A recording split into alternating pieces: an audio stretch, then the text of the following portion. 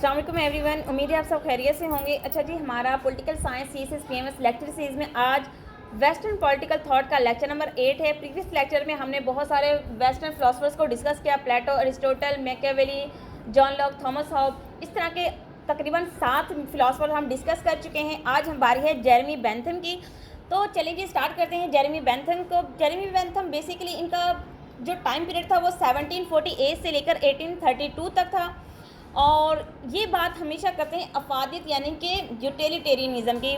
Jeremy Bentham को याद किया जाता है, बल्कि फेमस हैं और ये फाउंडर भी हैं थ्योरी ऑफ यूटिलिटेरियनिज़म। इसकी थ्योरी को हम हेगलिज़म भी कह सकते हैं।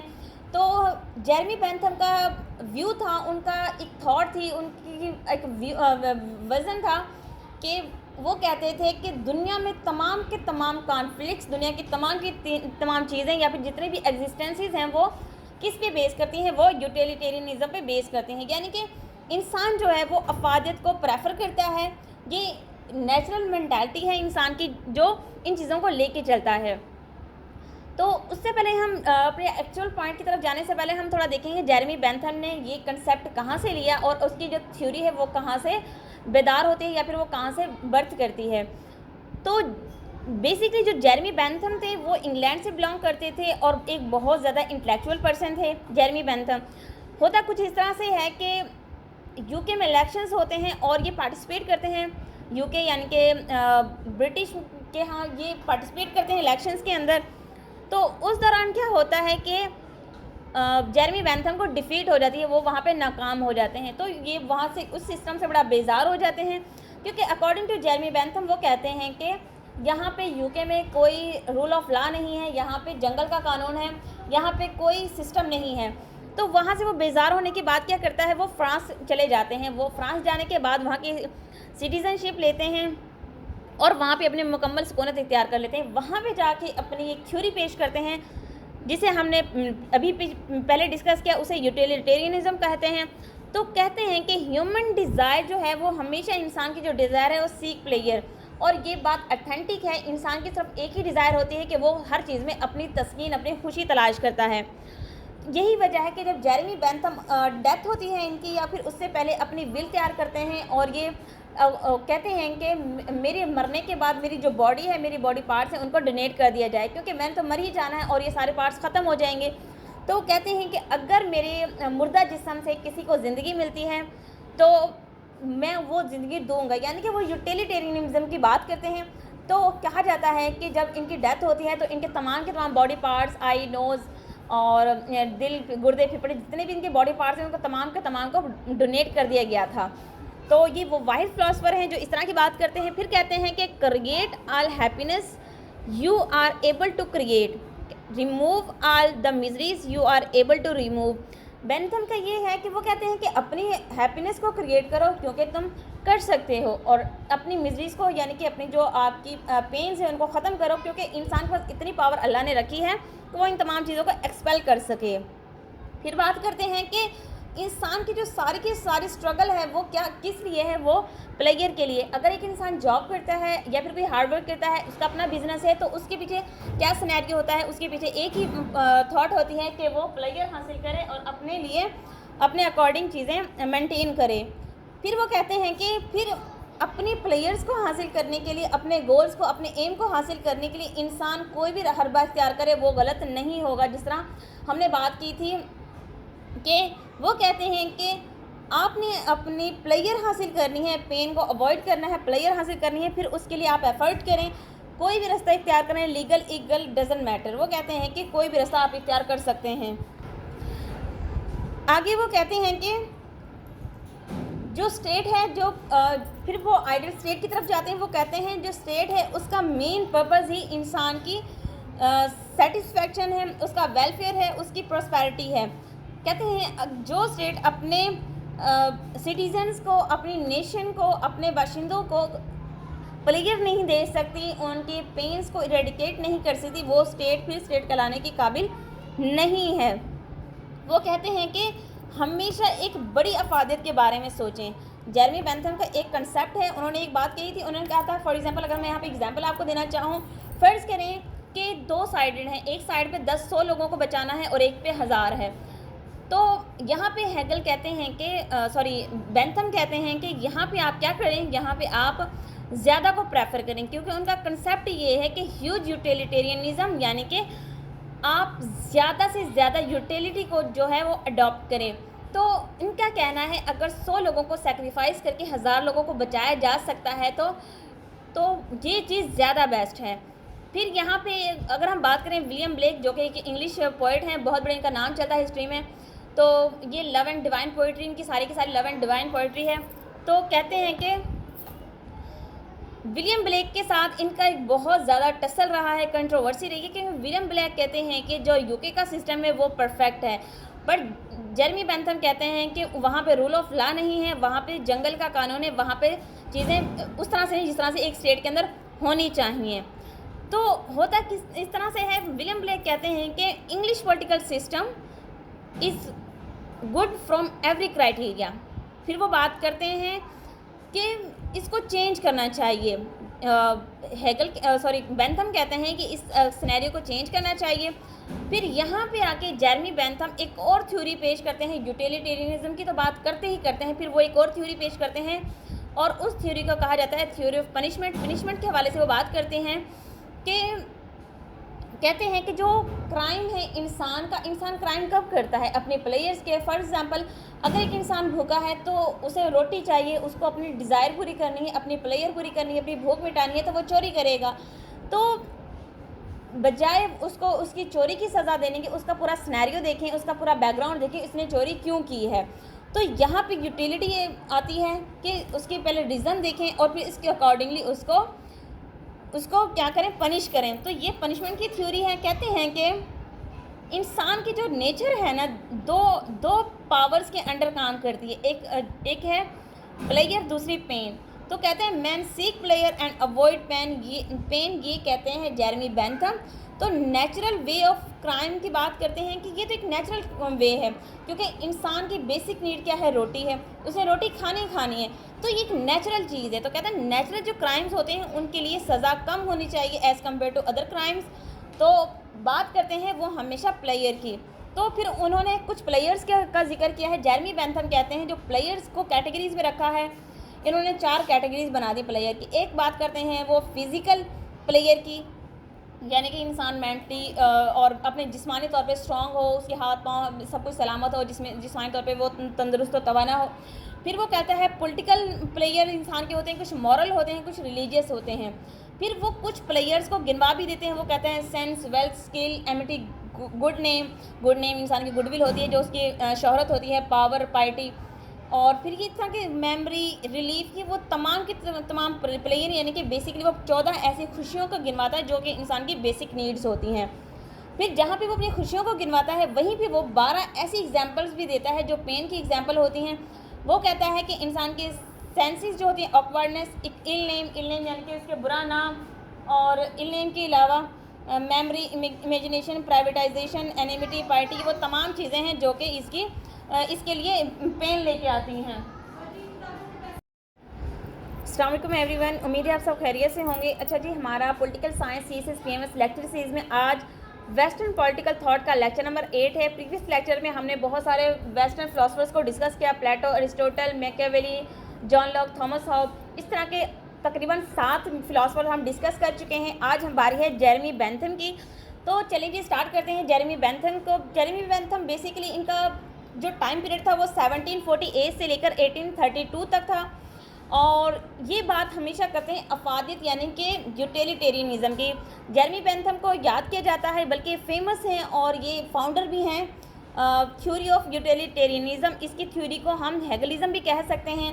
तो जेरेमी बेंथम का व्यू था, उनका एक थॉट थी, उनकी एक विज़न था कि वो कहते थे कि दुनिया में तमाम के तमाम कॉन्फ्लिक्ट्स, दुनिया की तमाम चीज़ें या फिर जितने भी एग्जिस्टेंसेस हैं वो किस पे बेस करती हैं, वो यूटिलिटेरियनिज्म पे बेस करती हैं। यानी कि इंसान जो है वो अफादियत को प्रेफर करता है, ये नेचुरल मेंटालिटी है इंसान की जो इन चीज़ों को लेके चलता है। तो उससे पहले हम अपने एक्चुअल पॉइंट की तरफ जाने से पहले हम थोड़ा देखेंगे जेरेमी बेंथम ने ये कंसेप्ट कहाँ से लिया और उसकी जो थ्योरी है वो कहाँ से बेदार होती है या फिर वो कहाँ से बर्थ करती है। तो बेसिकली जो जेरेमी बेंथम थे वो इंग्लैंड से बिलोंग करते थे और एक बहुत ज़्यादा इंटेलेक्चुअल पर्सन थे जेरेमी बेंथम। होता कुछ इस तरह से है कि यूके में इलेक्शंस होते हैं और ये पार्टिसिपेट करते हैं, यूके यानी कि ब्रिटिश के यहाँ ये पार्टिसिपेट करते हैं इलेक्शंस के अंदर। तो उस दौरान क्या होता है कि जेरेमी बेंथम को डिफीट हो जाती है, वो वहाँ पे नाकाम हो जाते हैं। तो ये वहाँ से उस सिस्टम से बड़ा बेजार हो जाते हैं, क्योंकि अकॉर्डिंग टू जेरेमी बेंथम वो कहते हैं कि यहाँ पे यूके में कोई रूल ऑफ लॉ नहीं है, यहाँ पे जंगल का कानून है, यहाँ पे कोई सिस्टम नहीं है। तो वहाँ से वो बेजार होने के बाद क्या करता है, वो फ्रांस चले जाते हैं। वो फ्रांस जाने के बाद वहाँ की सिटीज़नशिप लेते हैं और वहाँ पे अपने मुकम्मल सुकूनत इख्तियार कर लेते हैं। वहाँ पे जाके अपनी एक थ्योरी पेश करते हैं जिसे हमने अभी पहले डिस्कस किया, उसे यूटिलिटेरियनिज्म कहते हैं। तो कहते हैं कि ह्यूमन डिज़ायर जो है वो हमेशा इंसान की जो डिज़ायर है वो सीक प्लेयर, और ये बात अथेंटिक है। इंसान की सिर्फ एक ही डिज़ायर होती है कि वो हर चीज़ में अपनी तस्कीन, अपनी खुशी तलाश करता है।